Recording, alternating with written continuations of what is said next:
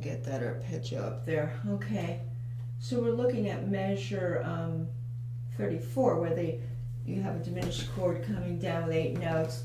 And, you know, I would suggest not trying to open up your hand and squeeze out 4 notes that you're going to travel over. That will really be stressful and it will hurt your hand. Even if you do have a big hand, it makes no sense to do that. I would first analyze the fact that it's a diminished chord coming down, pure diminished chord. He doesn't have the third, however, on the last 2 notes of that group of 8. He has a tritone. He skips over the third. We'll see what he does. He starts with the E and the C sharp, so we can block that.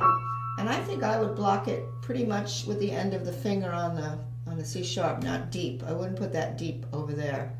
And then I'd go over, just relax your hand, and do 4-3 for the next minor third. Then go 3-2. That would be the A sharp G. Doesn't matter how he's spelling it. I wouldn't pay attention to that. And then the G E. Okay, so far you have consecutive thirds that you're splitting this up into. That came from the highest E, and you have a third below. They're all minor thirds. You can see that. 5-4, 3-2-1. Okay, so those, when you roll them down, you're just really rolling like this. You're not trying to hold your hand out like that. You're just rolling with your rotation. That's what's happening. It has nothing to do with having a big hand. If you have you want to hold those notes, the hand out like that and squeeze. I mean, everyone will defeat the fluidity of that by doing that, I believe. So that you're just rotating like that. You can only practice by rolling. Okay, now what's left is to bring your 4 over, right? So you bring your 4 over. You can do that, and then relax your hand. Open up your hand so it just relaxes, and then block this, the C sharp, A sharp. And then block the tritone, because he skips over the G there. At the very end is a tritone, A sharp, E. He does not do a third in between, right? So far you're doing this, blocking, right? You're coming over with 4. You can do that, just the 4, then block it in like that, and then block. You really have to know your blocks, and you can see your hand is rotating already when you block. I would just go to the 4, then block again. You don't want any strain on your hands. You can do like sort of roll-ins. See, I'm just doing. See what I did? And now that these are just going to go right.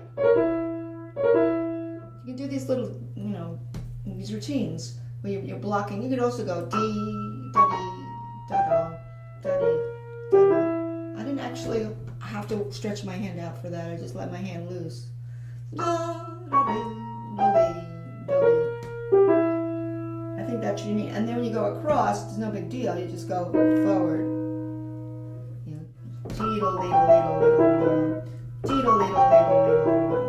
There's no reason to have to stretch your hand out.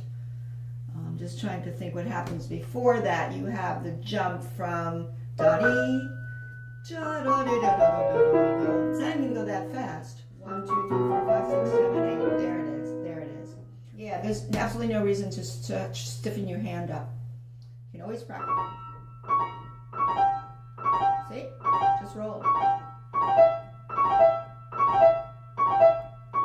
That's a tricky one, but that doesn't mean your hand has got to stretch. It just needs to roll.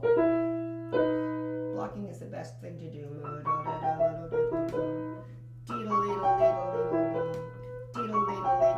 Forward.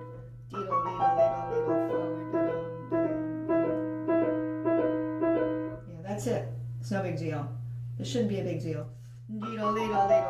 Forward.